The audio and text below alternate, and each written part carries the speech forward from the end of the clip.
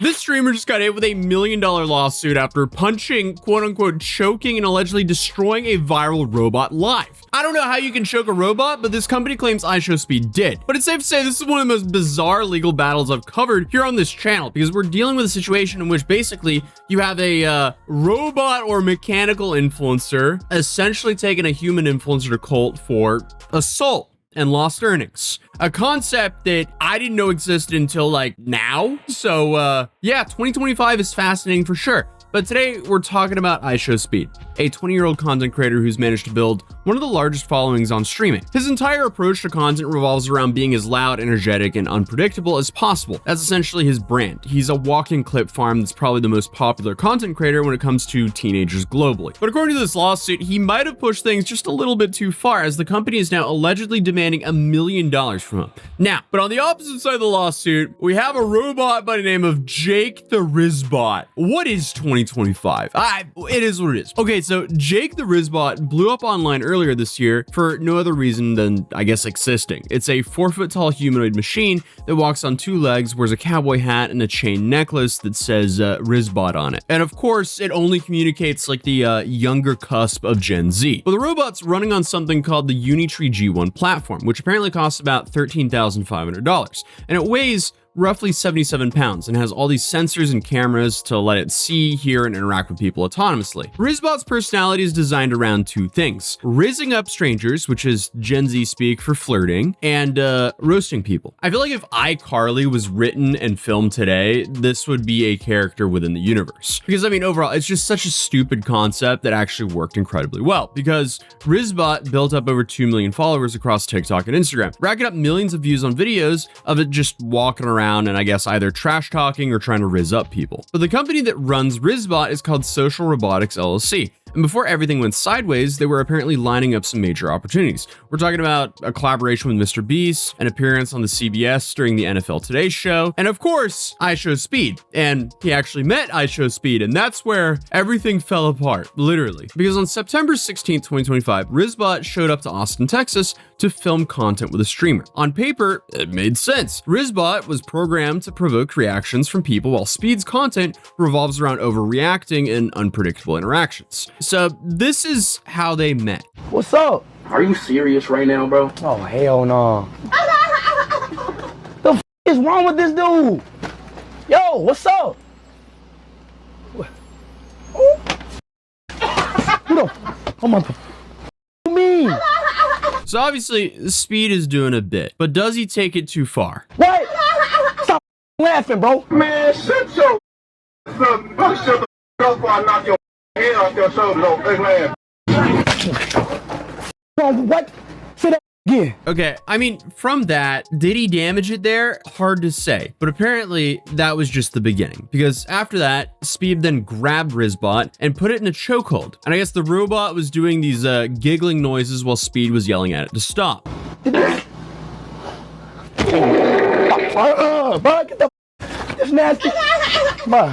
Yeah, I mean, it's a hard watch, but it's content for middle schoolers. But I guess that was the quote-unquote choking. But the moment that's probably going to be played the most in court if it does actually go to trial is when Speed asked the robot who it was. And the Rizzbot quoted Darth Vader and said, "I am your father." And that's when Speed punched it in the face again, and then did this. Get your ugly ass off my you stupid. All right, bro, watch out, man. Yeah, that's it. That's it. Yep, that's it. That's it. Yup. That's it. Yup. No, nah, that. Nah, bro. Nah, that's it. Nah, bro, that's it. Nah, that's it. He think I'm playing, bro. He think I'm playing, Rudy. Nah, see, look, and he's still laughing.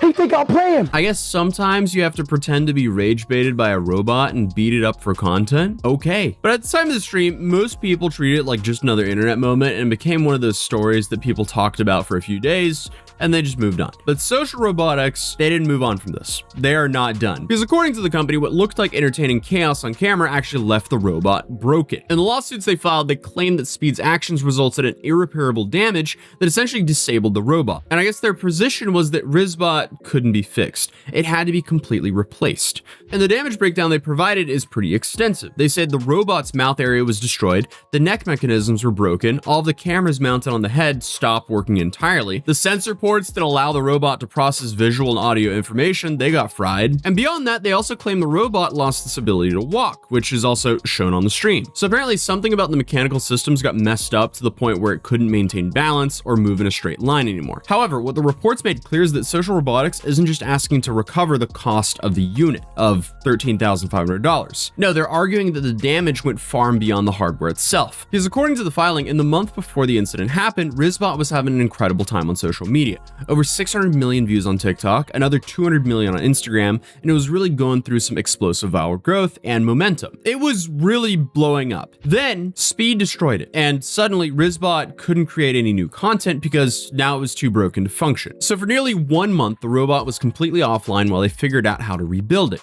And during those 28 days, Social Robotics claims that they saw viewership drop by more than 70%. And unfortunately, in today's age of content creation, momentum is basically everything. And going dark for a month during your peak growth phase, that can definitely slow down your growth a whole lot. But my main question is, why did they stop posting just because the robot wasn't working? They could have used this to make the robot way bigger than what it was. Like, if I was the lead of this account and I found out the robot isn't working anymore because of one of the biggest streamers in the world, the first video would be re-uploading the footage of Speed destroying the robot, asking if Rizzbot deserved that. Then next video, hospital bed. Rizzbot is in the hospital bed, and then you start like a prayer for Rizzbot. Then on the third video, you have road to recovery. So the team puts on a doctor's outfit and then talks about the damage while Rizzbot is in the hospital bed. Then phase 4, or like the fourth videos and so on and so on, it's like the rehabilitation phase. So you have like the team like guiding the Rizzbot who can't walk. Like, you can just farm so much content out of that, and arguably that would be even more entertaining than just Rizzbot, you know, walking around doing the things that it was doing. And then obviously throughout the entire journey, you just sit and make jabs at Speed for doing this to the bot to begin with. And then maybe even start a GoFundMe to get Rizzbot back on its feet. I don't know, I just feel like there's so much content that could have been made out of this. But please don't get me wrong. What Speed did here is wrong. He should have damaged that robot without permission, and especially without paying for the damages. But this team absolutely should have made the best out of that moment to snowball more attention. Either way though, according to the company behind Rizzbot, the real expensive part was the opportunities they missed out on. So apparently they lost the MrBeast collaboration. They also apparently had a CBS appearance on the NFL Today show canceled as well. So Social Robotics are arguing that all of these losses, the physical damage, the loss of momentum, the canceled opportunities,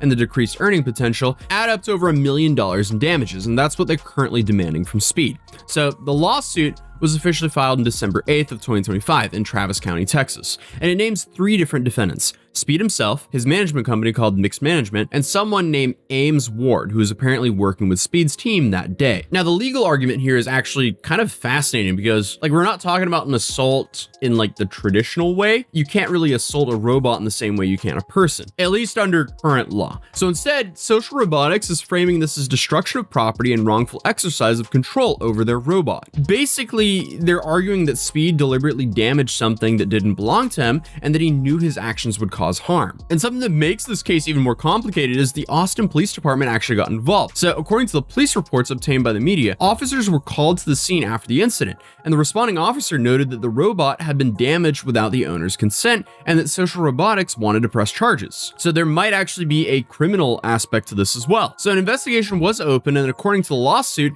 that investigation is still ongoing as of the filing. Social Robotics' lawyer also revealed that before filing the lawsuit, they attempted to resolve the matter privately with Speed's team. Negotiations over compensation did take place, but ultimately fell apart, which is what led to the official legal action. But as of right now, Speed and his team have not made a response to this, nor have they responded to the lawsuit formally. But despite everything though, Rizzbot is now back up and running after Social Robotics say the robot had to be completely rebuilt. According to the company, the only components to survive the incident were its signature cowboy hat and the Nike sneakers. Every other part had to be replaced with brand new hardware. But even though the robot is back in action, the company maintains that the damage to its career trajectory was permanent. They claim that missing the MrBeast opportunity alone was worth a massive amount in terms of both exposure and revenue. And losing the mainstream media appearance meant missing a chance to reach audiences who don't spend time on TikTok. But whether a court will agree with that or not, that's just a whole different question. So I guess while they've been filing this lawsuit, they were also teaching their robot how to twerk. So yeah, again, 2025 is quite fascinating.